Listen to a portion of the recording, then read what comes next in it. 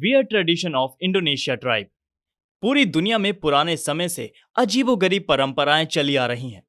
आज भी विश्व के ज्यादातर हिस्से में इन रीति रिवाजों को पूरी शिद्दत से निभाया जाता है। कहीं लोगों को मारने पर उनकी राख से घर वालों को सूप बनाकर पीना पड़ता है, तो कहीं शादी के बाद दुल्हा दुल्हन को कमरे में बंद करने की परंपरा है, जिसमें उन्हें वॉशरूम तक नहीं जाने दिया जाता।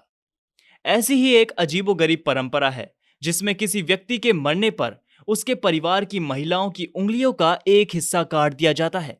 आइए जानते हैं कि कहां निभाई जाती है ऐसी दर्दनाक परंपरा और ऐसा करने के पीछे इनकी वजह क्या होती है।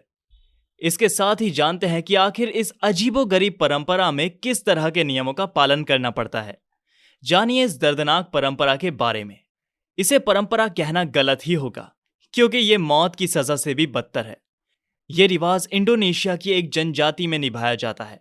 लंबे समय से फॉलो की जा रही इस परंपरा पर जानकारी खोजने पर कई रिपोर्ट सामने आई, जिनके अनुसार इस जनजाति में जब भी कोई मर जाता है तो उस परिवार की महिलाओं को दर्दनाक सजा का सामना करना पड़ता है, जिसके तहत परिवारजन की मौत के बाद महिलाओं के हाथ की एक उंगली को बेरहमी से आधा काट दिया जाता है।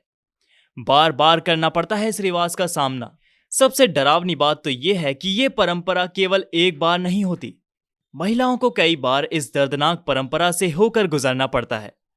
बता दें कि इस उंगली को काटने के बाद या तो कहीं दबा दिया जाता है या फिर जला दिया जाता है। क्या होती है यह परंपरा?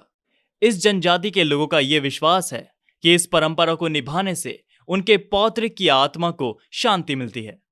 हालांकि महिलाओं पर किए जा रहे इस अत्याचार को लेकर इसका कई बार विरोध भी किया जा चुका है और अब इसे बंद करने के लिए प्रयास भी किए जा रहे हैं।